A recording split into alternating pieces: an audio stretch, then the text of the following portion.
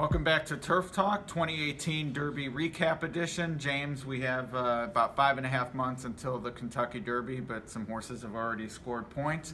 And curious from you, after the Breeders Cup Juvenile, which everyone pretty much universally says was a pretty good race this year, what has impressed you on the Derby trail so far?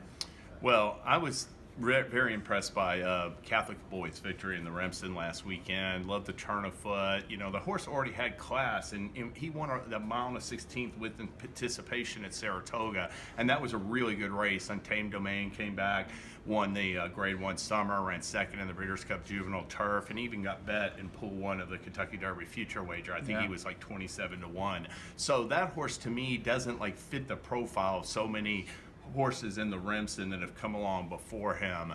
And the other big race, of course, the Kentucky Jockey Club. That enticed is so regally bred that, you know, he's got potential, but that race I would have liked to see come back a little bit faster. Yeah, the females on the same day did come back faster. I'm sure we'll talk plenty about the Oaks as we move along. You did mention the Remsen. Question for you. Do you think I'd more likely bet the Remsen winner or a horse who didn't race as a 2-year-old?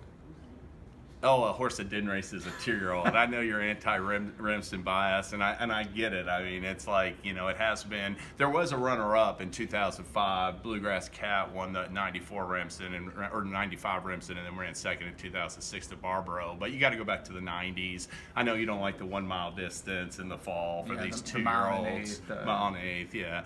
And but to me, it's just like, I'm still going to take it on a case-by-case basis. All right, well, the championship meet began at Gulfstream, and with that, plenty of maiden and allowance races. Probably see some big names from Todd Pletcher, Chad Brown, etc. Yes. What do you like to see if a horse breaks its maiden at this stage on the Derby trail that might let you know, yeah, this is a classic type? There's a lot of hype just winning a maiden race. Mm-hmm. What do you look at after a big performance to gauge whether they can go on with it?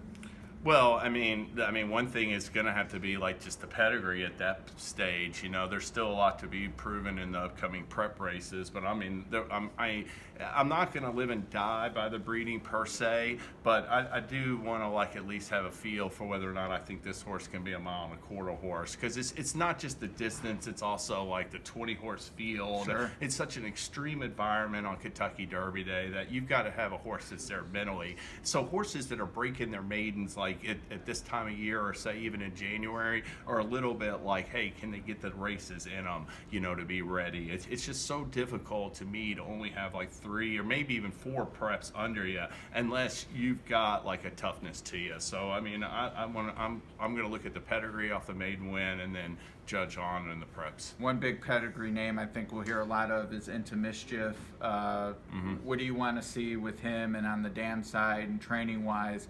I mean, is he a 1.25 mile stallion, I guess is the first question. I mean, right now he's not, but I wouldn't put it past him to get a 1.25 mile horse if he has the right dam there. You know, I like the whole, you know, it doesn't always hold true with the speed on top and stamina on the bottom. The best case scenario of that is American Pharaoh, who was stamina on top and speed on the bottom and won the Triple Crown. But for the most part, to me, that's the ideal combination. And so whether it's Into Mischief or More Than Ready, or some of these other sires that have never had a Derby winner and are a little bit suspect just on their own at a 1.25 miles, it's got to be the female family. Last question. We're inside 4 weeks. I hinted at my disdain already, but 4 weeks until the 2-year-olds turn 3.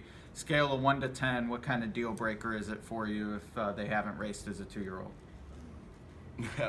With 10 being the worst? 10 being you would never bet the horse. 9. 9. All right. Yeah. I'm a 10. We'll get Joe Christofek's thoughts on that and On Point. But James, we'll be looking forward to seeing your first top 10 list. All right. I've got it coming out soon. All right. KentuckyDerby.com for that. And thanks for joining us.